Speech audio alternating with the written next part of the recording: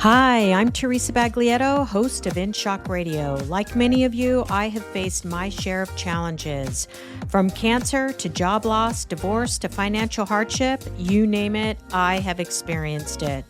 This podcast is about overcoming life's toughest moments and finding the courage and strength to keep going.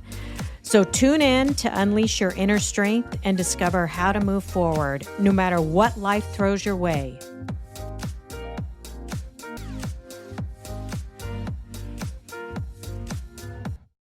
Hi, everyone, and welcome to the show. I am so excited you're here today. And if you're a new listener, thanks so much for tuning in. It truly means a lot that we have this time together.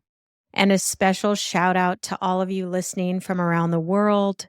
I know there's many of you in the US, Mexico, Europe, India, Asia, and all kinds of places. I really appreciate you taking the time to listen in to all of these episodes. I have a feeling you are going to share this episode because today's topic is one that a lot of us ladies need to hear. So let me ask you something and be very honest with yourself. Have you ever found yourself in a situation where you're asking your husband, partner, or boyfriend for permission? It's that quiet, familiar way where you feel like you need them to say it's okay for you to go do something. Maybe it's just a night out with a friend or a group of friends. Maybe it's a girls' weekend away. But something in you pauses. You hesitate. You start to over-explain. You're softening your language. Would it be okay if I? Do you mind if I? And we put on this girly voice. And by the time we're done explaining, softening, and over justifying why we need to go out with this friend or friends or why we need this weekend, you start to feel like you're a teenager asking your parents if you can go out and that you're not a grown adult making a decision for yourself. That moment right there, that is what we're going to be talking about today. I wanted to bring this up because it hit close to home for me recently. I live with an amazing guy. His name is Chris. He is super chill, and we have a lot of mutual respect in our relationship. The other day, my friend Amy reached out. We haven't seen each other in a couple weeks, and she suggested we get together on Friday night. It was an easy yes from me. You know those friends who just feel like home? That's Amy. We've known each other since our late 20s. We met working in the high-tech industry in California, and now, believe it or not, we both are living on the Cape. And we're about 30 minutes apart, so it's not always easy for us to get together because both of us work full time and we have a lot of things going on the weekends. But nonetheless, when we get together, it's like no time has passed. So during the workday on Friday, I sent Chris a quick text saying, "Hey, I'm going to meet Amy later for drinks." No big deal, right? But later that day, when I was walking to my car to go meet Amy, I caught myself thinking, should I have asked if he was okay with me meeting her? And it wasn't because I needed permission, but because somewhere along the way, I started second guessing my right to make simple plans. It wasn't loud. It was just a little pause in my brain that made me stop and really think about this. And I thought, oh, we have got to do a podcast on this because I know I am not the only one. So why did that thought even cross my mind? Let's talk about why we feel the need, ladies, to ask for permission to do what we want. I've been thinking a lot about where that instinct comes from, the idea that we need to ask for permission even when we're just making everyday choices. And I don't think it's just about the relationship that we're in that moment. It goes a lot deeper than that. for a lot of us, it could have started way earlier, maybe in our childhood, when we were praised as little girls for being the good girl, the peacemaker, the one who never rocked the boat. Or maybe it showed up in our careers, where asking instead of asserting was seen as more likable, much more safe. I spent years in a relationship with someone who struggled with jealousy and insecurity. He fell in love with me for all the qualities that made me me, my independence, my drive, my ambition. But over time, guess what? Those same traits became points of tension. He started to resent the very things he once admired, and that slowly chipped away at my confidence. It really did. I began to question myself, my choices, and eventually I got to a point where I feel like I had to ask for permission. And the worst part, when I would go out with my friends, he'd look me up and down, check out my outfit, and he'd say, "You're wearing that? Who are you trying to impress?"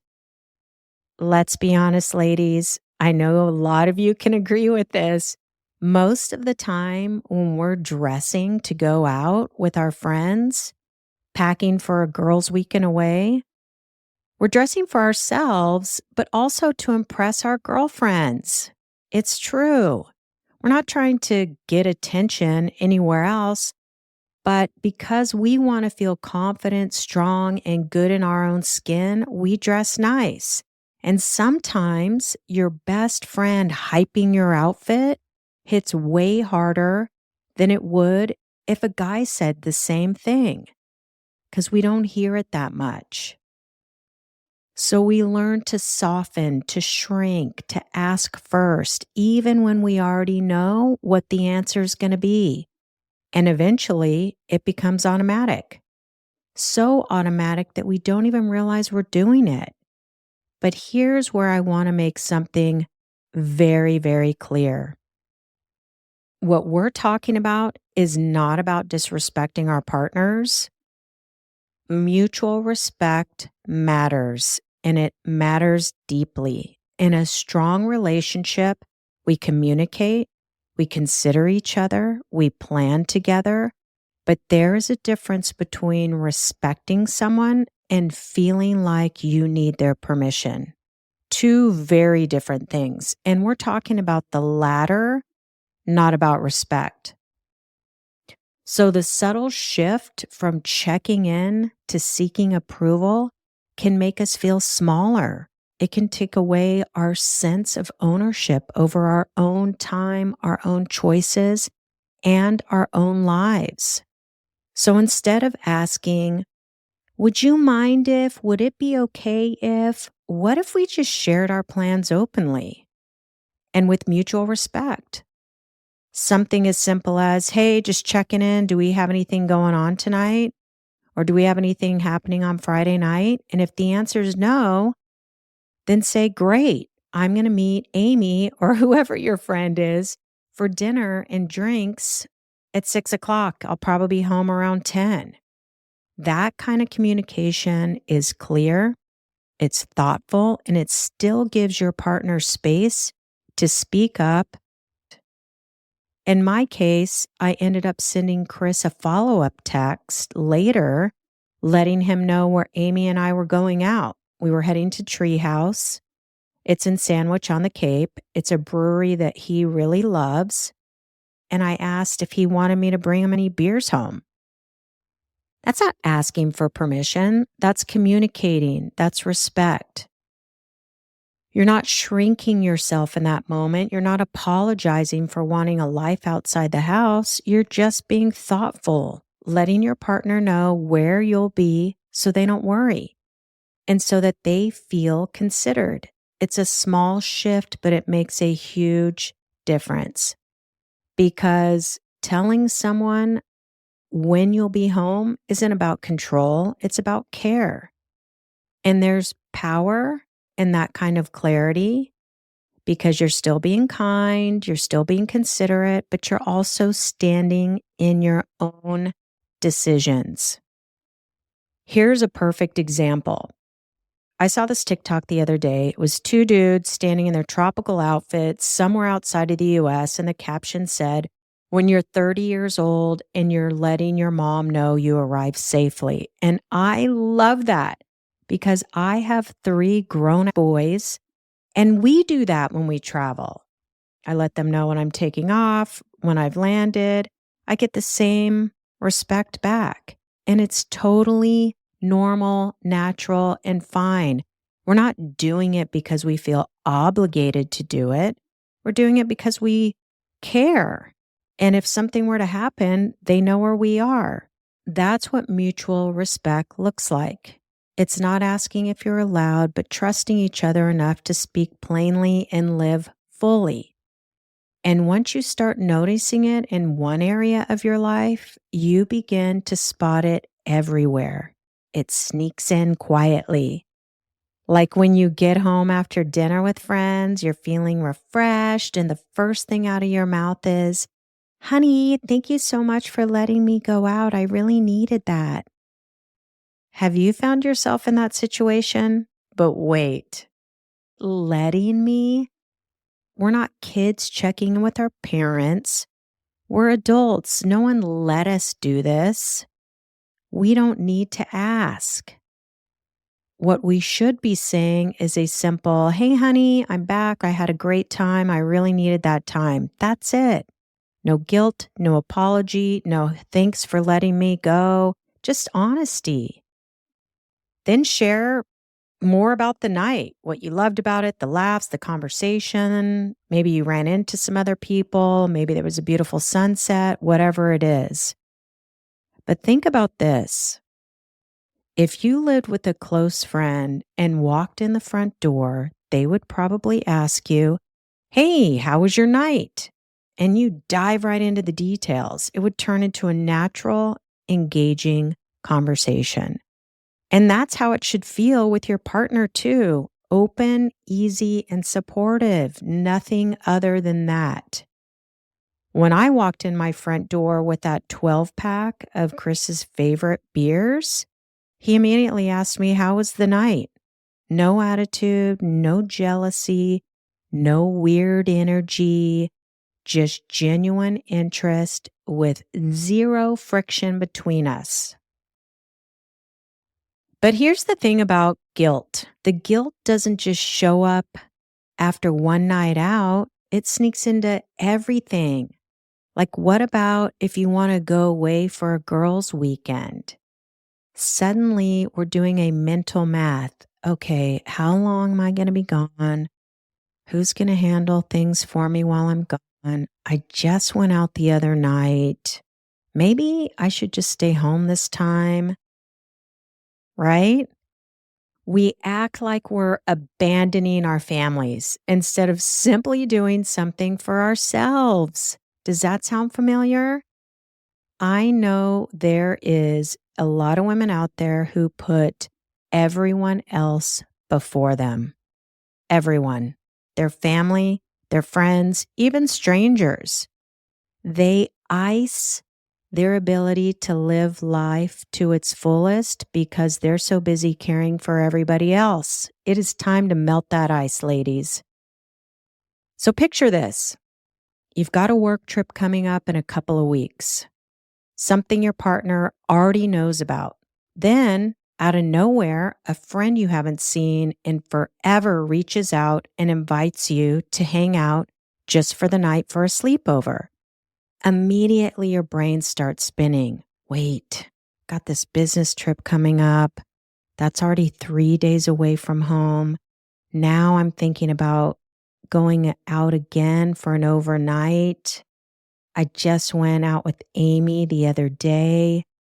Maybe I shouldn't. And if you decide to go, you don't just say, "Hey, I'm going to go hang out with so and so." Oh no. You start creating this story to soften the blow.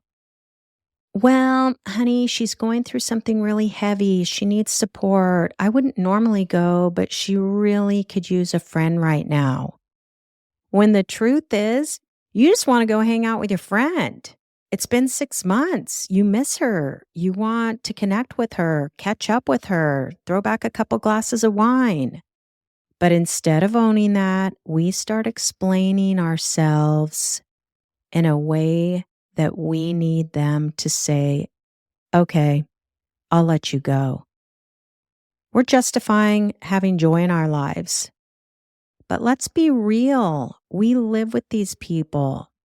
We see them every day. And yet there are times when we will sacrifice quality time with a friend to avoid guilt.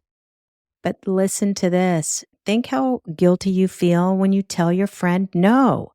So you've got guilt with your partner, guilt because you told your friend no. And that is the part that really stings. Because here's the clincher. Pay real close attention. Men don't do this. They don't wrap their plans in a disclaimer like we do.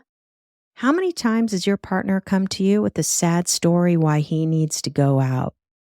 They just say, I'm going golfing with the guys this weekend, and that is the end of the conversation. No guilt, no second guessing, no emotional negotiation.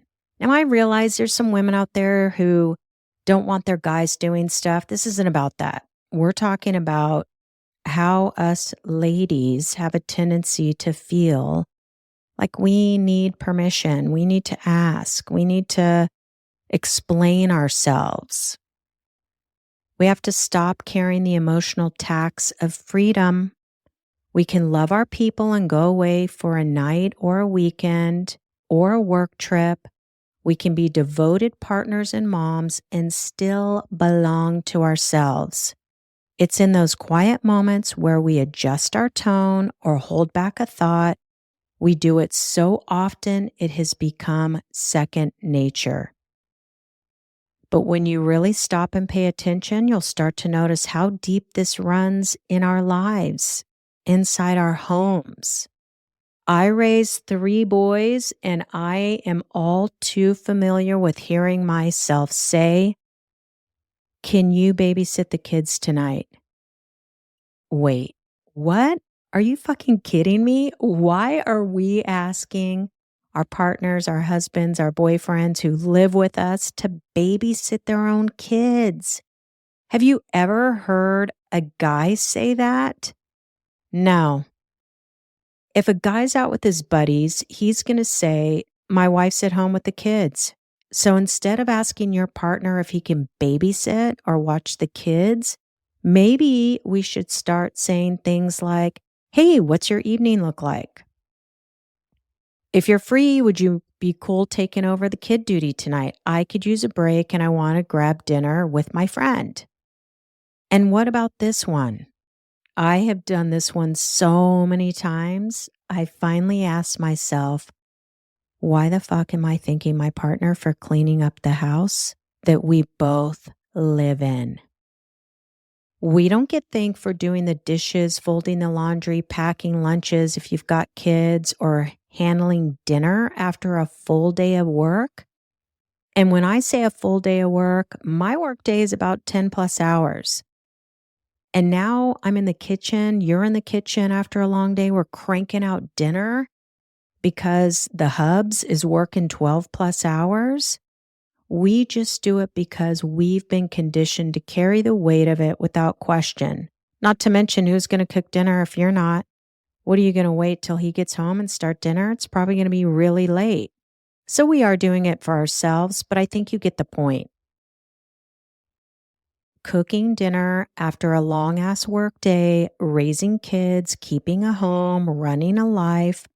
None of this is one person's job. If you are in a partnership, have a husband, have a boyfriend who lives with you, it is a shared space, shared load, shared responsibility.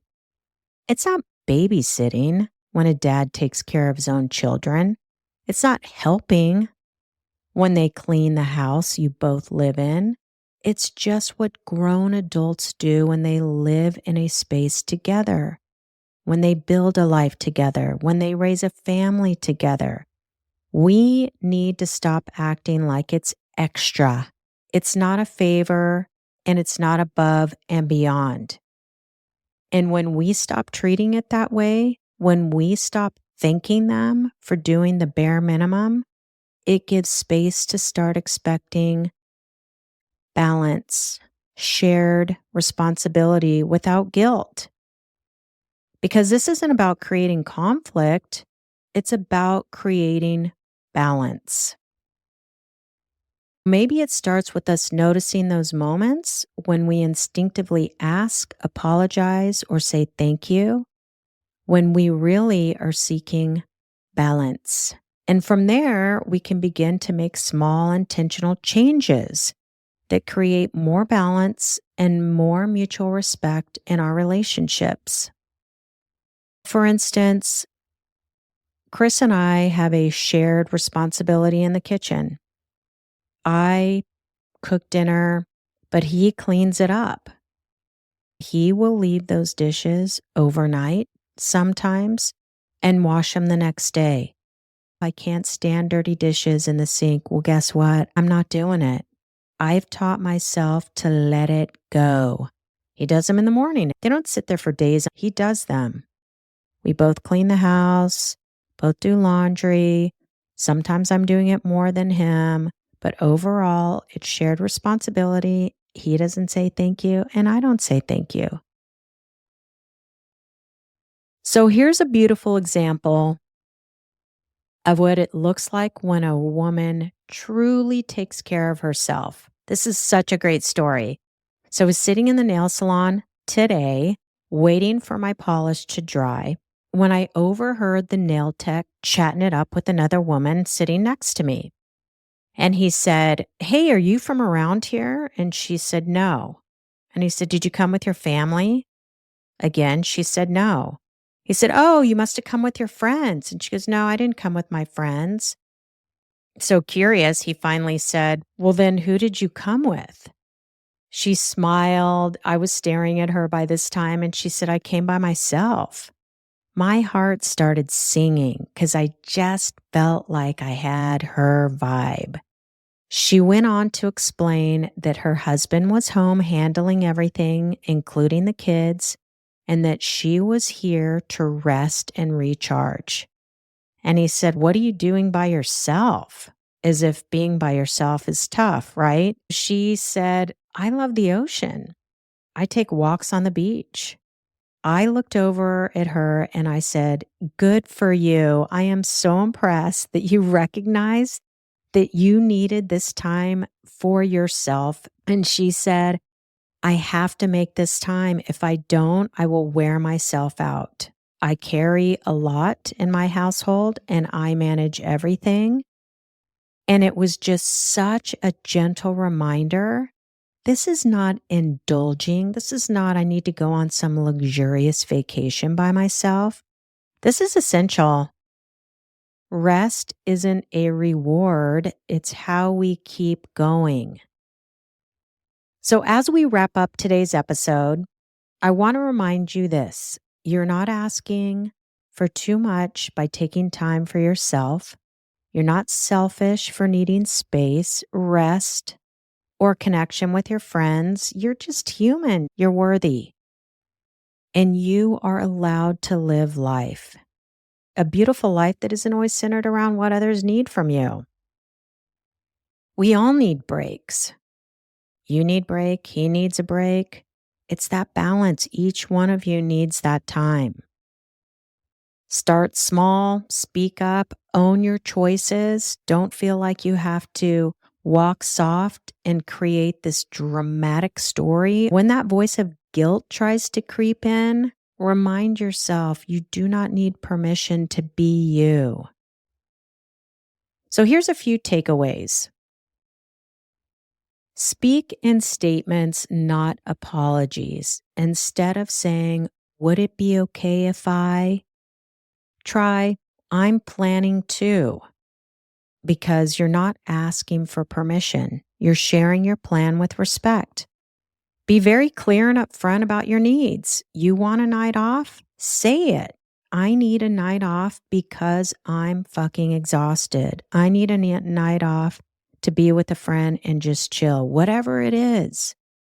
You don't have to justify your desire to rest or recharge. This is a need, not a luxury. Check in like your teammates. Instead of assuming or asking like you're requesting a favor, have an open two-way conversation. Hey, honey, what does your week look like? I'm thinking of making plans on Tuesday. It's that simple. Treat your time away as restoration. It's a reset, a reminder that you are a whole person, not just the role that you fill at home. Taking care of yourself should not come with guilt. Doing things with your friends should not come with guilt. It should come with intention. So go see your friend. Go have dinner with your friends. Go on that girls' weekend away, because when you come back, you'll be refueled and reconnected to yourself, and everyone benefits. You don't need permission. You just need a reminder that you matter too. So take care of yourself. Until next time.